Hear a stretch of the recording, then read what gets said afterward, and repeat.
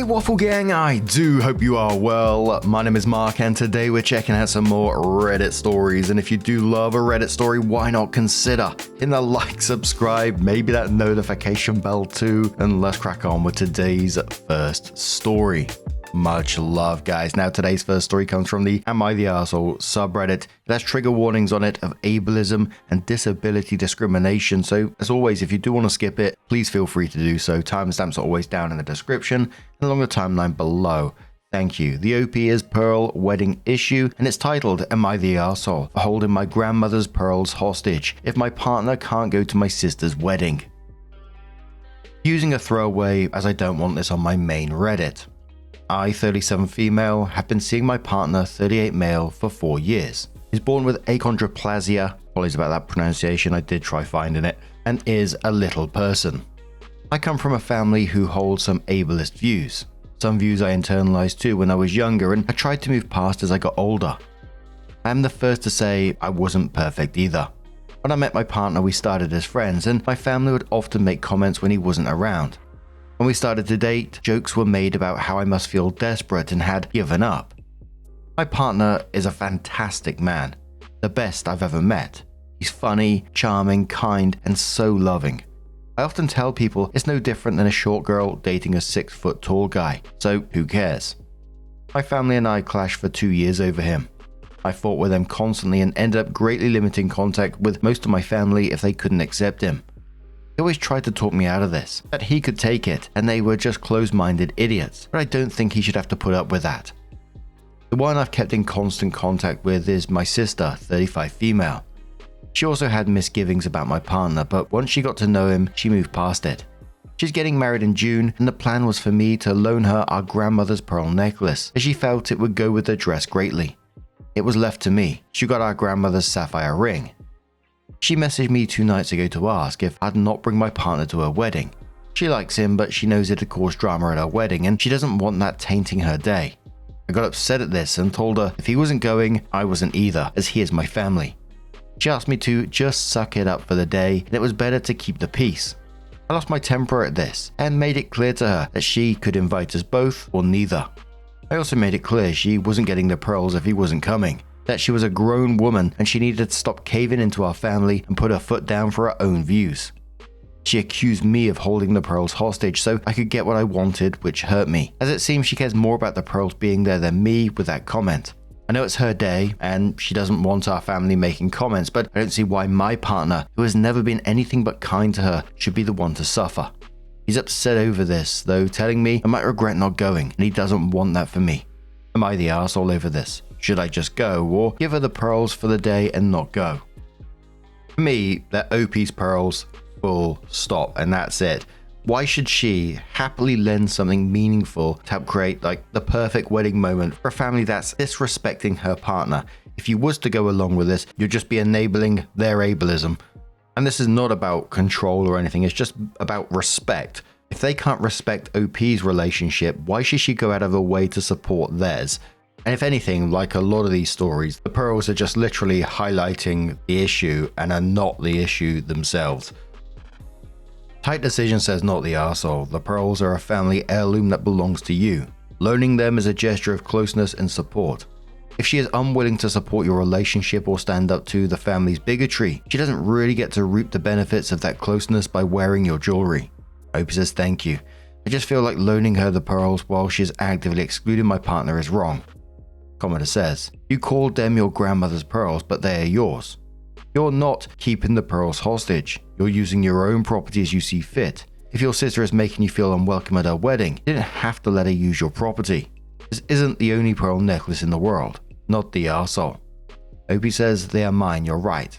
It's just a bit of a holdover, I think, as they make me think of her, so in my mind they are hers, even if they are mine now. Mobius replies saying, and what would your grandmother think of your sister's behavior towards your partner? Anyway, if she has a sapphire ring of your grand's, she's already got her something old and something blue. If you lend her the pearls, I can almost guarantee you won't get them back. Opie says, I'm honestly not sure. I like to think that she would have liked him and been kind to him, but she died when I was 8. I have fond memories of her, but that's not an age where I'd have been fully aware if she was ableist or not. I love her, but I cannot make that judgment as an adult. As for getting the pearls back, honestly I don't want to say I could see that, but I could see our parents trying to make her think I don't deserve them back. Swill Shop says you are not an arsehole, but I would have not have framed it as no pearls unless he gets to come too. That does suggest you're holding the pearls as a carrot to get what you want. Instead, I think it should be more, I do wish you had not chosen to punish the innocent person here to appease the intolerant, narrow-minded, and vocally rude relatives. But you did, and it hurts and disappoints me. I was wrong to suggest you could have the pearls if you invited him. You either invite him or you don't, that is your decision. It is my decision to share a family heirloom with the people I consider family. Right now, the only family I see is my partner. You're about to marry and commit yourself to your fiancé. When you do, I hope you see that he has become your primary family, and that standing up for / doing right by your spouse or partner is not something to gloss over to make other people happy. A commenter says, not the arsehole, people are so weird. He treats you right and they have an issue with him over something he has no control over. I can't even imagine how he must feel. Opie says he absolutely hates it, but he doesn't want me to lose contact with my family. Honestly, if not for him convincing me to keep having contact with them, I think I'd have gone no contact a long time ago rather than limited. And iDrift says, not the arsehole. Last I checked, they were your pearls now, and you can choose to loan them out or not loan them out. If you end up not going to the wedding, take a pic of your cat. God, I hope you have a cat wearing the pearls and upload it on your social media and say, feline fine about your decision. Opie says, I don't have a cat sadly. I'm allergic. I could put it on a cat plushie I have from my partner when we started to date though. So Opie came in with their update about a month later and says, I thought I'd post an update on my situation which I covered in this post and shared the link, as so many of you were very nice about it and gave great advice. A few things of note have changed since my post. Firstly, I'm engaged. It was purely by accident, honestly. I was cleaning out our room to prepare for new flooring we're getting installed, and in the process of cleaning, I found the ring. It led to a bit of a laugh between us and he was very flustered. Turns out he bought the ring in January but had been waiting for the right moment and wanted it to be romantic. But honestly, it may not be most people's dream, but being proposed to in our room while it is a mess and we are both laughing is a happy memory I'll have for the rest of my life. Aww. I reached out to my sister and we met for coffee. I told her I was engaged and if she couldn't accept my future husband and wouldn't take a side in our family's ableist views against him just because he was born with achondroplasia and simply tried to sit on the fence, then I couldn't come to a wedding at all as he is my family. She got very angry at me, accused me of getting engaged just to spite her and try to copy her, and asked me who I thought would even come to the wedding as I'd greatly limit contact with most of our family. I didn't shout or get angry like I might have a few weeks ago. Honestly, I just felt kind of numb about the whole thing and told her my friends and his friends and family would be there and that was enough. I also told her I'd be wearing the pearls to my wedding and they were fully off the table to her now even if she apologized and invited him to her wedding. I told her I loved her and wanted her to be in my life and that if she ever saw sense, she'd be welcome back in my life. But till then, it was best we didn't speak anymore. She told me if I didn't give her the pearls for her wedding, she didn't want to speak to me at all and hell would freeze over before she apologized. My fiancé was sad for me that I felt the need to draw this line, worrying it was his fault, but I assured him it wasn't, and if she ever pulled her head out of her ass, we'd of course welcome her back. We've been discussing our planned wedding with friends and his family. One of my friends, who is a petty bitch, I love her so much, suggested I have my wedding on the same day as my sister to spite her, but I laughed that off as I wasn't about to go that low. Our wedding is going to be a simple thing held in his parents' garden. We're using money we might have spent on a huge wedding as a deposit for a house instead, as we think that's more important. We don't have a date yet, but it's likely going to be spring 2027. Thank you everyone for your input. I'm sad of course, but it's for the best. A commenter said to OP, firstly and most importantly, congratulations. This is a beautiful update and such a heartfelt engagement story.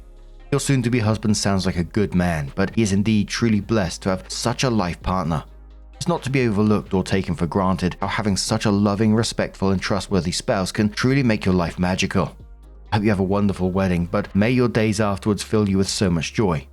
I think you have a very generous heart allowing your sister space to come back into your life, but also holding firm. It can be very difficult, but it's amazing you have that space. People are never satisfied or happy, so why live by other people's standards? Opie says thank you so much. I'm blessed to have him as my partner too. I've never been happier with anyone else in my entire life. I love my sister despite the hurt at how she wanted to brush him under the rug. We grew up together and it's impossible to just turn those emotions off. Just the same way I love my family, even if they've hurt me deeply with their hateful attitude. I grew beyond our family's outlook, younger than her, but I grew, so I hope one day she can too. For now, we're just living our lives, and if they can't accept both of us, then we don't need them around." Another commenter says, "Not the arsehole, congrats to you both. Have your wedding the day before hers." Opie says, "I think you and my friend would get along. However, no. I don't want to make my choice of date just out of spite towards her. Well, it's funny to imagine." A commenter says, "Don't crack when she does apologize eventually. Protect your family." Opie says, "Oh, if she apologizes down the line and means it, I'll welcome her back into my life. She's my little sister, but I will trust her far less even then." Another commenter says, "Not the arsehole, congrats. Your wedding will be beautiful and now drama-free. And I'm so glad to see someone having their priorities right on Reddit, sticking up for your partner and not wasting all your money on a wedding." Opie says, "Honestly, we were thinking about just going and doing a registry office and getting married that way. We're happy no matter how we end up married, and felt getting a house to grow old together instead of renting was more important, but we wanted our friends and family to give their input. His parents have a lovely garden, so offered it up and it just felt right." And one more commenter who says, "I'm still wrapping my head around the idea that you copied her by getting engaged. Congrats to your sister and her partner for inventing the concept of marriage. Clearly, weddings between two committed persons have never happened before. Maybe it will catch on and others will follow their example." With an eye roll emoji. What a witch. Your engagement story is precious. What a beautiful memory. Wear the pearls with pride at your own wedding. Maybe also send her a text requesting to borrow your grandmother's ring.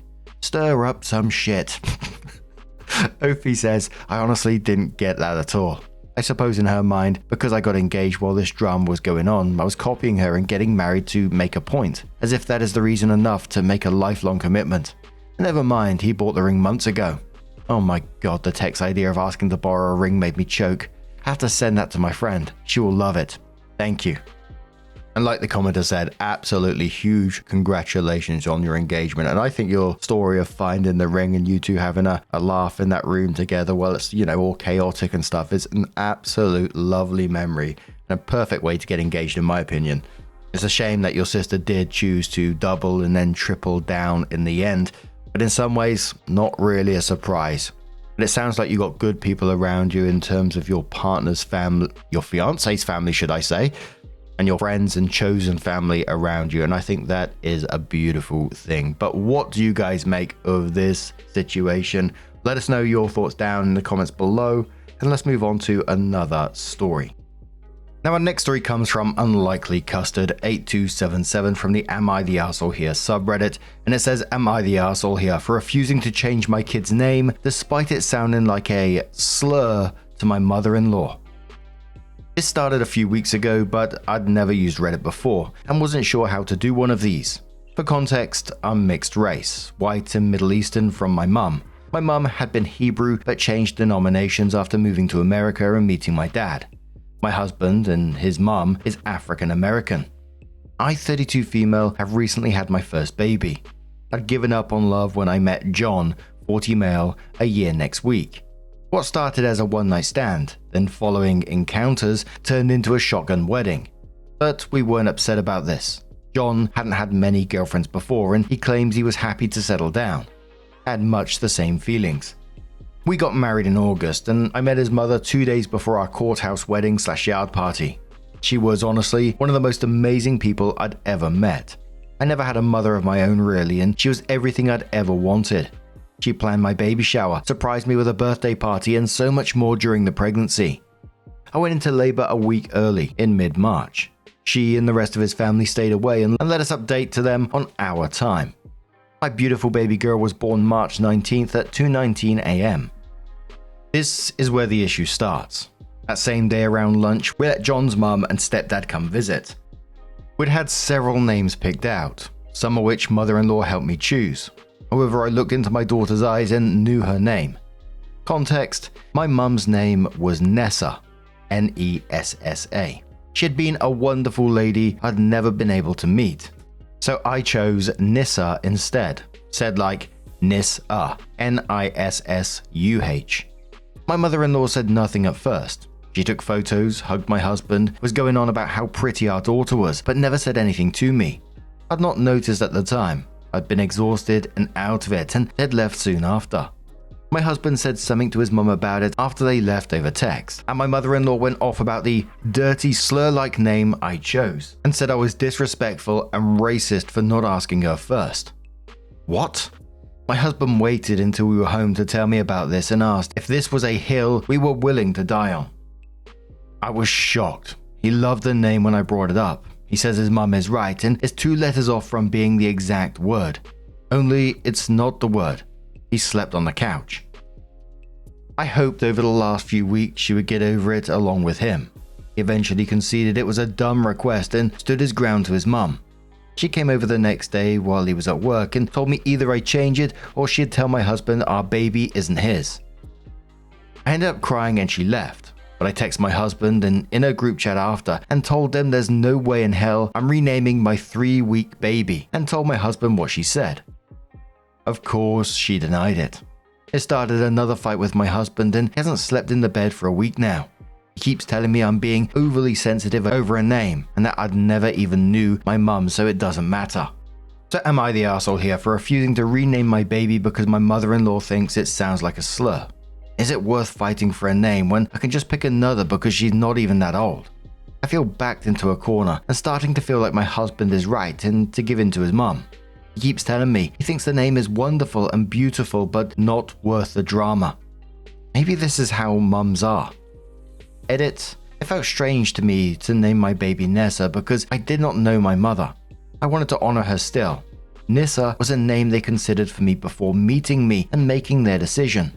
I chose it because I thought it was beautiful and a great way to honor her. Edit 2. Since so many people asked, and I don't want anyone to be confused, I guess. Mum was Jewish. I've seen a lot of Jewish hate and was nervous about publicizing that.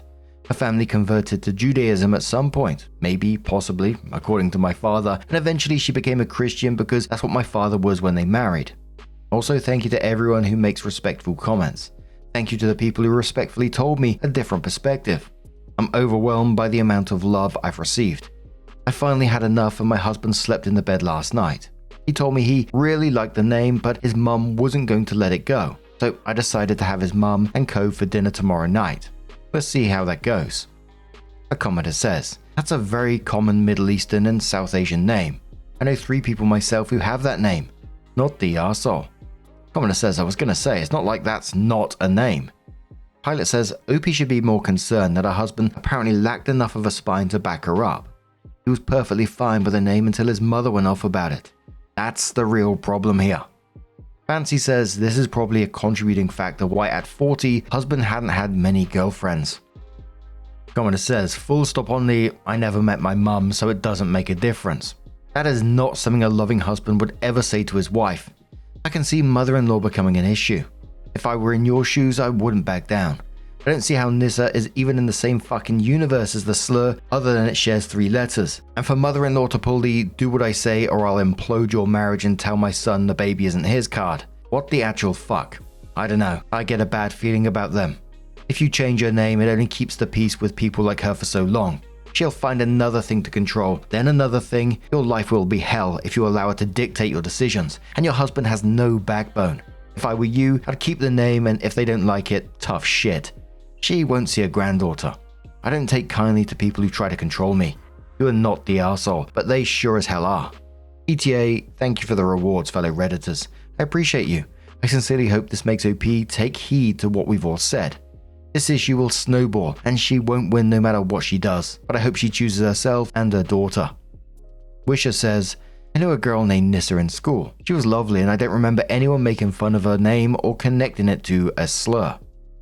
So it was 9 days later that OP updated the post and says a lot happened at dinner and I've been feeling really down since then. I've waited to see if there'd be anything else to update you guys on as well, but so far it's been quiet, at least for the past week. So I did invite my mother-in-law and father-in-law over for dinner. It did not go well. It was tense from the start. I tried to calmly explain why I chose my daughter's name and what it means to me. I also asked her directly why she felt so strongly about it and tried to understand where she was coming from, but she didn't really give me a clear answer. She kept spouting something about how I'd made her son into a bad father. I don't know where this came from, and doubling down on some other stuff she already said. She even questioned my daughter's paternity again. At first, my husband was kind of agreeing with her, or at least not really pushing back, which made things worse. But then she said something really derogatory towards me, plus the bad parent thing and paternity issue, and that's when things changed. My husband finally stepped in and told her she was out of line. After that, we asked them to leave early. They refused and it turned into a huge fight. It escalated to the point where we had to call the cops. It somehow got even worse from there. She started yelling at the officers about how they should be dealing with me for terrorism, and she even assaulted one of them. They ended up taking her in, which led to a fight between me and John, and how she wasn't going to take up any of her threats, even though he was the one who told me to call the cops, and he left. My father-in-law returned the next morning and offered to watch Nissa for me while I went and talked to John. He'd been nothing but neutral the entire time and had even been helping me the night before to get my mother-in-law out. We ended up sitting down and talking, and he said he was going to divorce mother-in-law because she'd always been racially insensitive to his experiences and downright crazy to his adult children. And now there's no denying her ugliness with my situation. And he wished for me to tell John to suck it and divorce him too, or to at least tell him to grow the hell up and smell the fresh air. He would never grow up with my mother-in-law as involved as she was. All my father-in-law told me, until he and mother-in-law married, my husband slept in her bed. He was literally 29. He told me, what? He told me a lot more disturbing things I don't want to repeat. I ended up telling father-in-law I wasn't prepared to talk to my husband. He said a lot of ugly things the night before, and I asked father-in-law to tell John he could pick up some clothes but he'd have to stay with them or find a motel. The last I heard, father-in-law went to stay at a hotel. Mother-in-law was bailed out by John, and John and mother-in-law have been staying at their house. I've never felt so alone. The only thing I'm sure about is my baby girl's name. Nissa Rose, and probably my last name. Sorry it took so long to post. The commenter said to OP, father-in-law is a real one.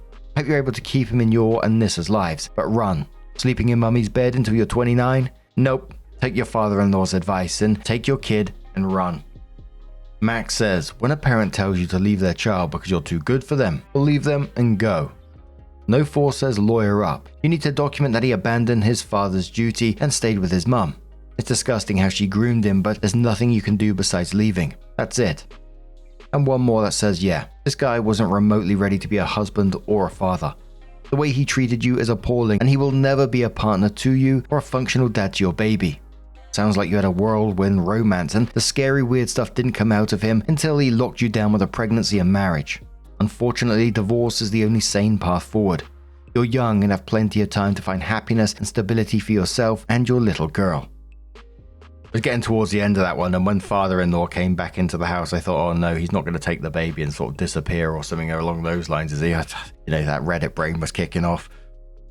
But what do you guys make of this situation? How would you deal with that if it was you? Let us know your thoughts down in the comments below, and let's move on to another story.